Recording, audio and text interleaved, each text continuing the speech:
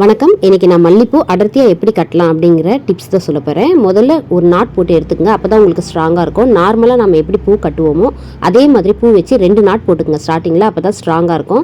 பக்கத்துலேயே நார்மலாக இன்னொரு பூவை வச்சு கட்டிடுங்க. சில பேர் இந்த மாதிரி நாட் போடுவாங்க, சில பேர் திருப்பி போடுவாங்க. உங்களுக்கு எப்படி வசதியோ அதே மாதிரி நீங்கள் போட்டுக்கலாம். இதே மாதிரி பூவை கட்டிட்டு திருப்பி விட்டுக்கணும்.